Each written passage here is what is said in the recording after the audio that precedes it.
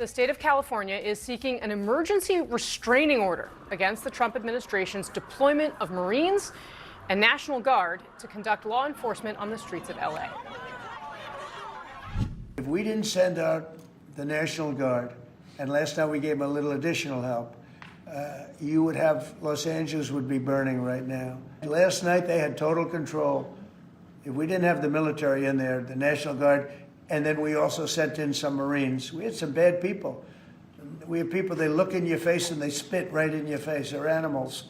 And these are paid insurrectionists. These are paid troublemakers. They're agitators. Animals, troublemakers, insurrectionists. That's, of course, the president's words. The deployment of thousands of National Guardsmen and Marines to the streets of LA, just one way that President Trump is leveraging the United States military to project an image of strength. Dragon 3 is All American 3. Acknowledge. Break. This afternoon at the nation's largest military base, President Trump is kicking off a days-long celebration of the Army's 250th birthday. Today's display featuring flyovers, paratroopers, a simulated ground operation, all building, of course, to a military parade through the streets of Washington, set for Saturday. That day, Flag Day, also happens to be Donald Trump's 79th birthday. At any minute, the president will speak at Fort Bragg, and we'll bring you that live. And of course, we'll be listening for what he has to say, if anything, about the protests in Los Angeles, because that is where we start today with team coverage. We're going to have our panel weigh in just a few minutes, but we're going to get started with CNN's Kristen Holmes. She's at the White House, and Nick Watt, who is live on the streets of Los Angeles. And that's where we're going to start. Nick, I want to go first to you. What are we learning about this emergency order? And what are you seeing today as this drama continues to play out?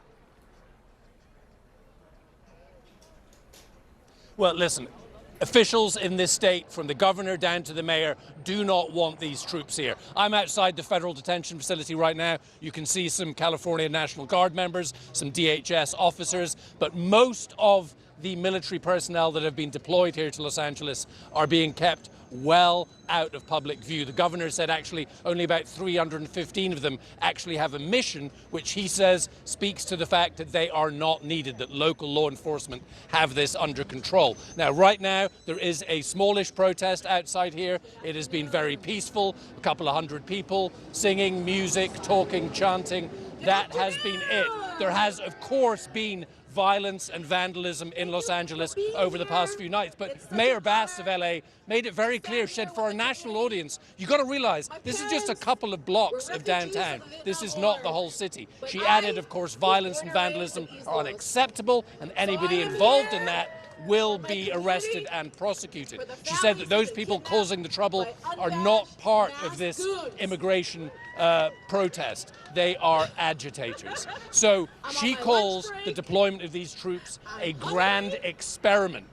And she says that, listen, maybe what the administration is trying to do is put the fear into everybody that the federal government that has traditionally protected people could come in to any city or town and take it over. Cassie? All right, Nick Watt for us. Nick, thank you. Kristen, we are expecting to hear from the president at Fort Bragg in North Carolina. What do we expect to hear from him, and what have we seen there throughout the course of the day?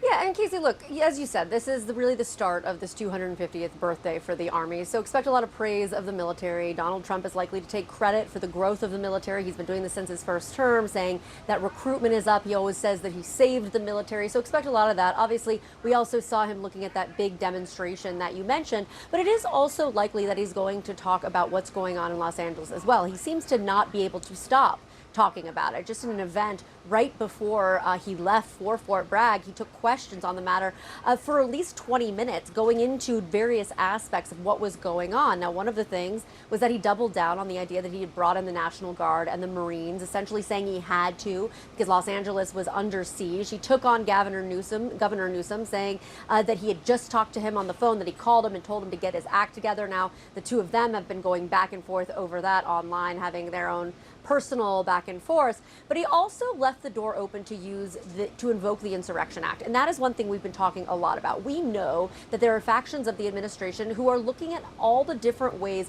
to address the situation in Los Angeles that are short of or a little less aggressive than actually invoking the Insurrection Act. But Donald Trump himself left the door open and essentially said it would be up to him and what he viewed as an insurrection for him to actually invoke that act. So something that we're keeping a very close eye on there as well. All right, Kristen Holmes, Nick Watt, thanks to both of you for that reporting. Really appreciate it.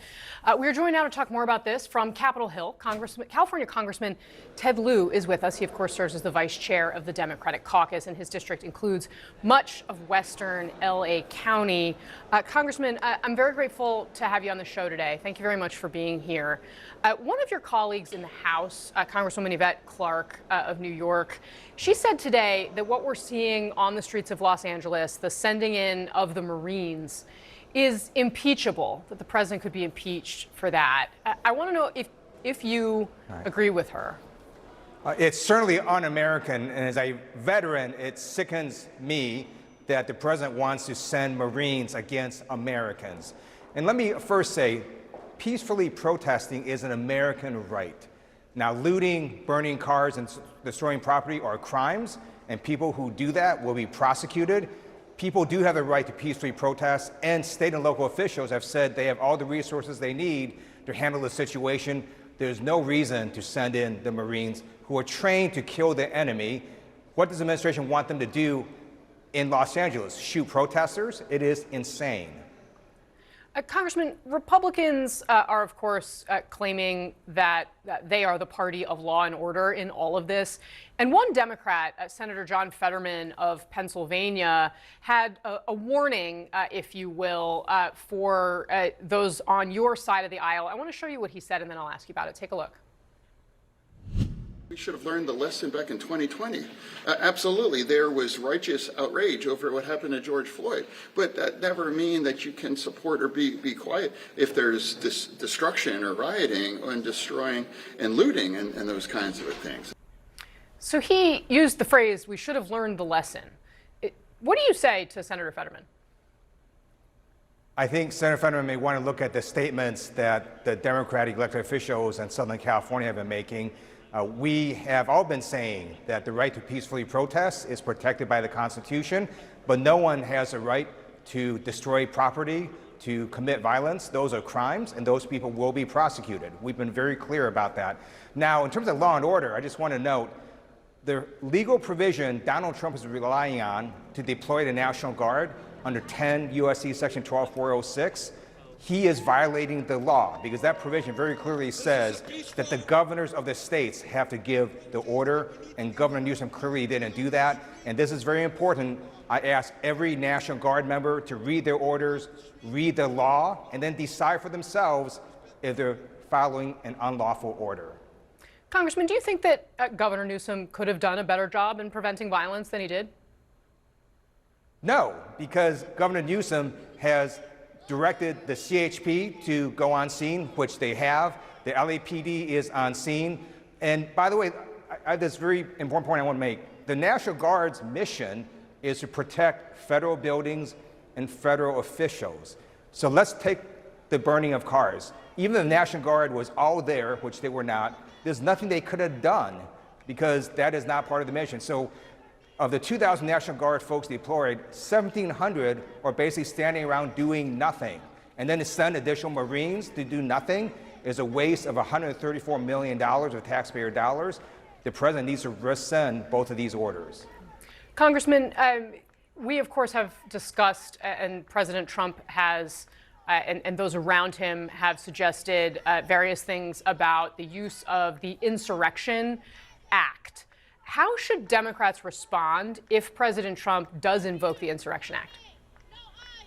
If President Trump invokes the Insurrection Act, he's doing it unlawfully. If you look at what's happening, these are situations that local law enforcement and state law enforcement are trained and can handle.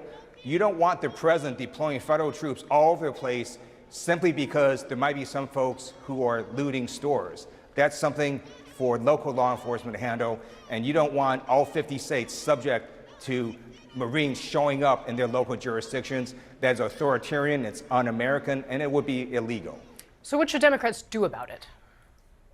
We should do what we're doing right now, which is push back to sue. Governor Newsom has in fact filed a lawsuit saying that what Trump is doing is illegal. I agree with Governor Newsom. If you just read the law, The president is violating his authority, abusing his power, and the situation really calls for local law enforcement. This is a law enforcement issue. The United States Marines are not trained in law enforcement. That is not what they do. It's a total mismatch for the mission and a waste of taxpayer money. All right, Congressman Ted Lieu, I'm very grateful for your time today, sir. Thanks very much for spending some time with us today. Thank you.